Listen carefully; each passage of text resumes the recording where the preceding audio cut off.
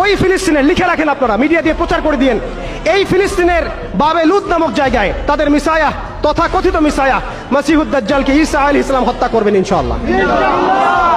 পৃথিবীর কোন শক্তি, কোন ন্যাটো, কোন ইউনাইটেড নেশনস, কোন ইউরোপিয়ান ইউনিয়ন, কোন IMF, কোন ওয়ার্ল্ড ব্যাংক, কোন সাম্রাজ্যবাদী শক্তি এই ভবিষ্যৎবাণীকে ঠেকাতে পারবে ইনশাআল্লাহ।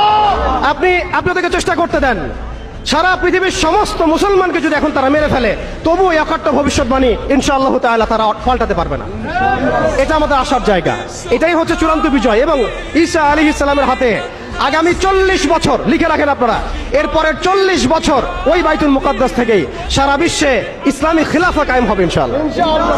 যে খিলাফা শব্দটা এখন রাজনৈতিকভাবে আপনারা নিতে পারেন না, হজম করতে পারেন না। আমি জানি আপনারা জানেন না, অনেকেই এটা অজ্ঞতার কারণে হতে পারে, তারা হয়তো জানেন না, আমরা জানাতে এসেছি। এই যে খিলাফা শব্দটা তারা নিতে পারে না, এই খিলাফাই হবে পৃথিবীর শেষ শাসন ইনশাআল্লাহ তাআলা। এই খিলাফা দিয়ে বিশ্ব শুরু হয়েছিল, এই খিলাফা দিয়েই বিশ্ব শেষ হবে। ঈসা আলাইহিস সালাম 40 বছর ওই জেরুজালেম থেকেই এই বিশ্বকে শাসন করবেন ইনশাআল্লাহ তাআলা।